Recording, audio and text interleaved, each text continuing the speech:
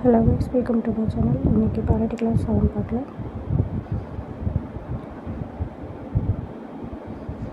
மத்திய மற்றும் மாநில அரசுகளுக்கு இடைப்பட்ட உறவுகள் 11. மத்திய மாநில அரசுகளுக்கு உறவுகள் 3ஆக பிரிக்கிறோம். சட்டமன்ற உறவுகள், நிர்வாக உறவுகள், நிதிநிலை உறவுகள். சட்டமன்ற உறவுகள் 245 255 வரைக்கும், நிர்வாக உறவு 256 263, நிதிநிலை உறவு 268 293. இப்போ சட்டமன்ற உறவுகள் ஃபஸ்ட்டு 245 256 வரைக்கும். ஆர்டிகல் 245 என்ன சொல்லுதுன்னா, அதிகார பகிர்வின் எல்லையை பற்றி குறிப்பிடுகிறது. ஆர்டிகல் 246 அதிகாரங்கள் மற்றும் பகிர்வு, அதாவது மத்திய பட்டியல். மத்திய அரசுக்கு சட்டம் இயற்றக்கூடிய அதிகாரம் ஃபஸ்ட்டு ஸ்டார்டிங்கில் 97 இருந்தது. இப்போ நம்மகிட்ட 100 துறைகள் மத்திய பட்டியலில் இருக்குது. பாதுகாப்பு, ரயில்வே, அஞ்சல் மற்றும் தந்தி, வருமான வரி, ஏற்றுமதி, இறக்குமதி, வெளியுறவுத்துறை, அணுசக்தி, வங்கி. இது எதுவோ முக்கியமானது என்னங்கிறது மட்டும் பார்த்துக்கிட்டா போதும். மாநில பட்டியல். மாநில சட்டமன்றம் சட்டம் இயற்றும் அதிகாரம் உள்ளது. 66 ஃபஸ்ட்டு இருந்தது. அதுக்கப்புறம் 61 ஒரு துறைகள் தான் இருக்குது. சட்டம், ஒழுங்கு, காவல், பொது சுகாதாரம், வணிகம், மீன்பிடிப்பு, பொது அமைதி, காடுகள் சார்ந்த தொழிற்சாலை, விவசாயம், சுயாட்சி, இது எல்லாமே இருக்குது. பொதுப்பட்டியல். மத்திய மற்றும் மாநில அரசு இரண்டுமே சட்டமியற்றும் அதிகாரம் பெற்றுள்ளது. மத்திய அரசு இயற்றக்கூடிய சட்டம் தான் இதில் செல்லும். இதில் மொத்தம் 52 துறைகள் உள்ளது. 47 துறைகள் இருந்தது. 42வது சட்டத்தை 1976 5 துறைகள் மாநில பட்டியலிருந்து பொதுப்பட்டியலுக்கு மாற்றப்பட்டது. அது காடு, கல்வி, அளவைகள் மற்றும் எடைகள், நீதித்துறை, நிர்வாகம், காட்டு விலங்கு மற்றும் பறவைகள் பாதுகாக்கிறது, மருந்து, பத்திரிகை, மக்கள் தொகை, குற்றவியல் மற்றும் உரிமைகள் நடைமுறை, மின்சாரம், புத்தகம், இது எல்லாமே பொதுப்பட்டியலில் இருக்குது. ஆர்டிகல் 246A ஜிஎஸ்டி தொடர்பான சட்டங்களை ஏற்ற மத்திய அரசு மற்றும் மாநில அரசு இரண்டுமே ஒரே இடத்தில் அதிகாரம் பெற்றுள்ளன. ஆர்டிகல் 247 கூடுதல் நீதிமன்றம் சிலவற்றை அமைக்க வழிவகை செய்யும் பாராளுமன்றத்தின் அதிகாரமாகும். ஆர்டிகல் 248 சட்டம் இயற்றுவதற்கான எஞ்சிய அதிகாரம். மாநில பட்டியலில் பாராளுமன்றம் சட்டம் இயற்றக்கூடிய அதிகாரம். ஆர்டிகல் 249 தேசிய நலனுக்காக.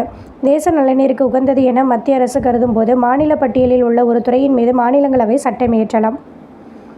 ஆர்டிகல் 250 தேசிய நெருக்கடி நிலை காலம். ஆர்டிகல் 251 சரத்து 249 மற்றும் 250 கீழ் பாராளுமன்றம் இயற்றும் சட்டத்திற்கும் மாநில சட்டமன்றம் இயற்றும் சட்டத்திற்கும் இடையே உள்ள முரண்பாடுகள். ஆர்டிகல் 252 மாநிலங்களுக்கிடையான ஒப்பந்தம்.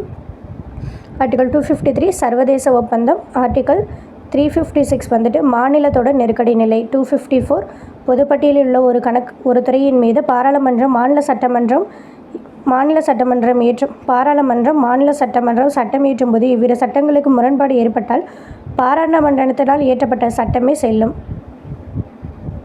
மாநில பட்டியலில் பாராளுமன்றம் இயற்றிய சில சட்டங்கள் என்னென்னா, பரிசு போட்டி 1955, வனவிலங்கு பாதுகாப்பு சட்டம் 72, மாசுதடுப்பு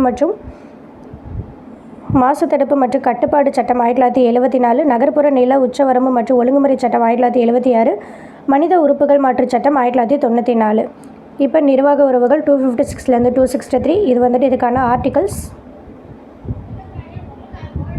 262 என்னென்னா, நதிநீர் பங்கீடு. மாநிலங்களுக்கிடையே ஓடும் நதியின் கீழ் பயன்பாடு குறித்து நீர் பகிர்மானம் கட்டுப்பாடு தொடர்பான புகார் அல்லது தகராறுகளை தீர்க்க பாராளுமன்றம் சட்டம் இயற்றலாம்.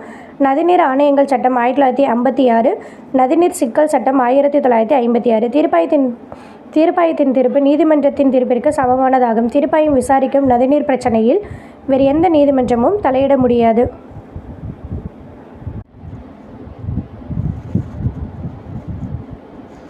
இதுவரை அமைக்கப்பட்டுள்ள நதிநீர் தீர்ப்பாயங்கள் என்னென்னு பார்க்கலாம். கிருஷ்ணா நதிநீர் 1969, மகாராஷ்டிரா, கர்நாடகா, ஆந்திரா. இதெல்லாம் என்னங்கிறது மட்டும் பார்த்துக்கிட்டால் போதும். நமக்கு உள்ளதான் இந்த காவேரி நதிநீர். 2018 அது கலைச்சிருப்பாங்க. 1990 இது போட்டிருப்பாங்க. கர்நாடகா, கேரளா, தமிழ்நாடு, புதுச்சேரி, இது எல்லாத்துக்குமே காவிரி மேலாண்மை ஆணையம் பகுதி நேர உறுப்பினர்கள் இருப்பாங்க. காவிரி நீரோட ஒழுங்காற்று குழுவோட உறுப்பினர்கள் இதில் இருப்பாங்க. இந்தியாவில் முதன் முதலாக நதிகளை இணைத்த மாநிலம் எதுனா ஆந்திரா. அதை கிருஷ்ணா மற்றும் கோதாவரியை 2017 இணைச்சிருப்பாங்க. ஆர்டிகல் 263 மாநிலங்களுக்கிடையான குழுக்கள். இப்போ மாநிலங்களுக்கிடையான குழுக்கள் நிறைய போட்டிருப்பாங்க. அதில் ஃபஸ்ட்டு மண்டல குழு 1956 மாநில மறுசீரமைப்பு சட்டத்தின் மூலம் தோற்றுவிக்கப்பட்டது.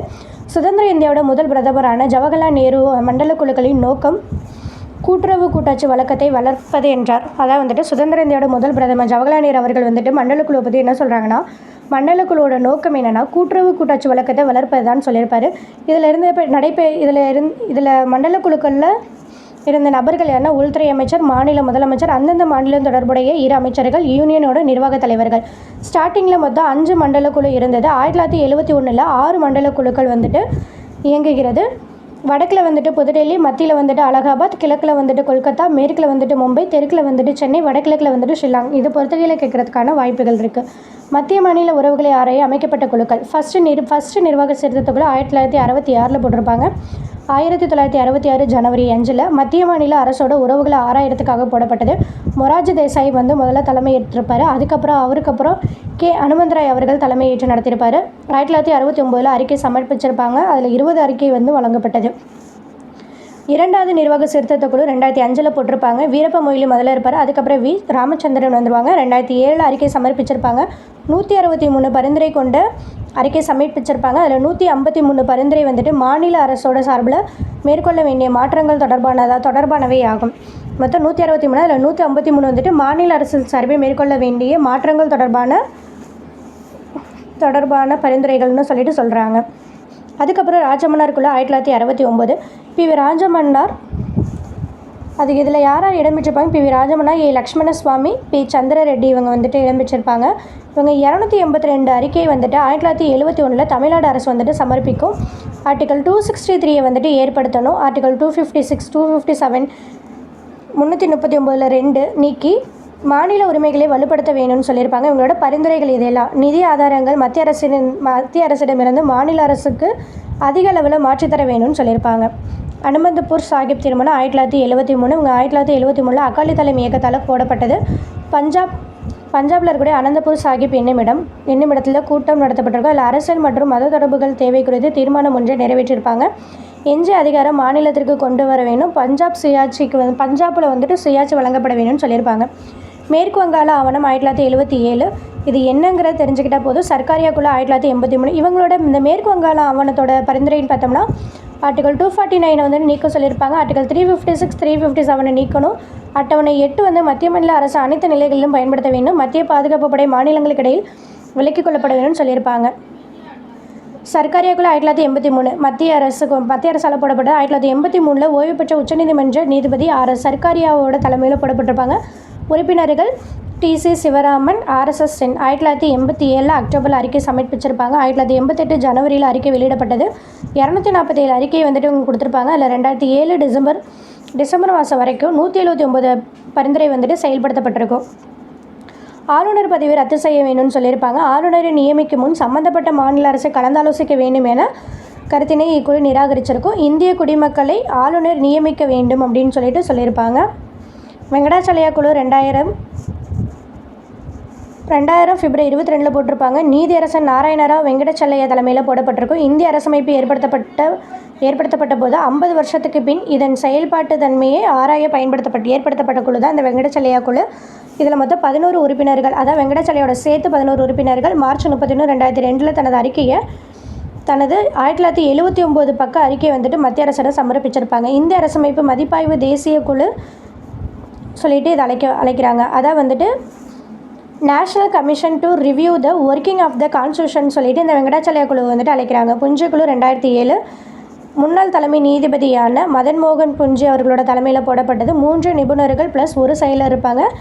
திவேந்திர சிங், வினோத்குமார் துக்லா, என்ஆர் மாதவ மேனன், அமரேஷ் பக்ஷி.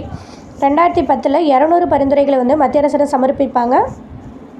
மாநில ஆளுநர் குறிப்பிட்ட பதவிக்காலம் நியமிக்கப்பட வேணும்னு சொல்லியிருப்பாங்க. குடியரசுத் தலைவர் நீக்கம் ஒன்று ஆளுநரோட பதவி குடியரசுத் தலைவரை நம்ம எப்படி நீக்கம் செய்கிறோமோ அது மாதிரியே ஆளுநரோட பதவியை வந்துட்டு நீக்கணும்னு சொல்லிட்டு அவங்க பரிந்துரைச்சிருப்பாங்க. மத்திய மாநில அரசுகளுக்கு கீழான பணிகள் என்னென்ன, அதாவது வந்துட்டு நம்ம இப்போ வந்துட்டு சென்ட்ரல் ஸ்டேட் கவர்மெண்ட்